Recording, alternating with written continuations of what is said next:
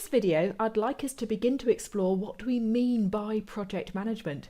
And looking at this question here, I reckon I know what you're thinking. I mean, isn't project management just managing projects? Well, yes, I'm not going to argue with you on that one, but there is a bit more to unpick here. So let me give you a definition.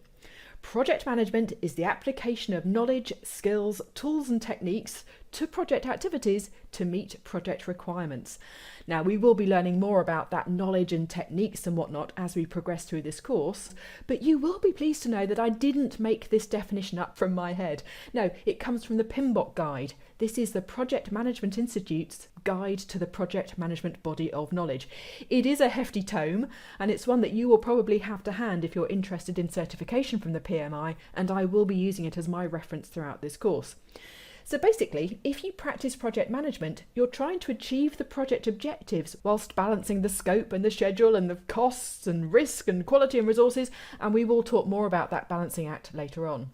So when project management is done well, we can enjoy a whole host of benefits, including, for example, obviously, increasing the chances of a successful outcome. And what does success look like? Well, it's going to mean that we've met the objectives and we've delivered the right products at the right time and we have satisfied those stakeholder expectations. And good project management also helps us to be more accountable. We'll be more predictable.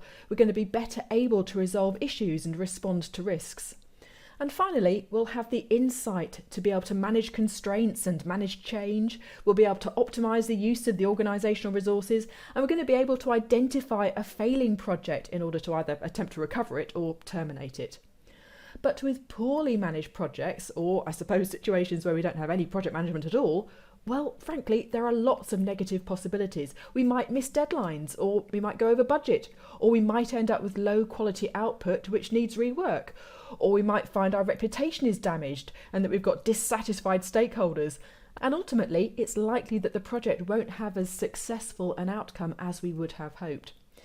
Now, if you've ever been involved in formal project management, you will know that it has a tendency to create a tremendous amount of information, which you may or may not love.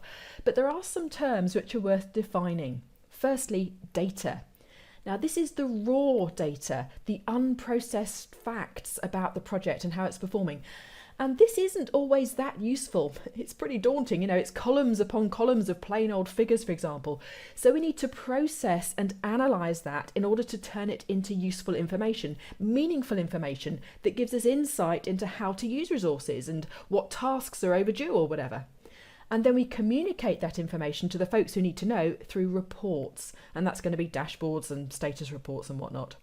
Now, the reason why I've pulled this out is that I think sometimes in casual conversation, we have a tendency to use these three terms, data, information and reports, kind of interchangeably. But in the context of project management, they do represent different stages of processing. And actually, you'll likely hear the terms preceded by the words work performance. So work performance reports are based on work performance information, which in turn is the analysis of the raw work performance data.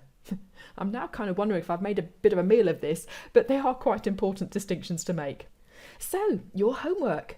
Firstly, make sure that you are happy with that definition of project management from the PMBOK, the application of knowledge, skills, tools and techniques to project activities in order to meet project requirements.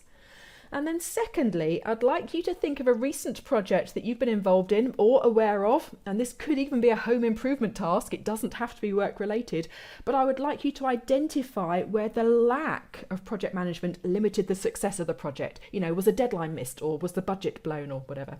And then finally, start being more mindful about the differences between the terms data, information and reports, and try not to use them interchangeably because they do have different implications in the context of project management.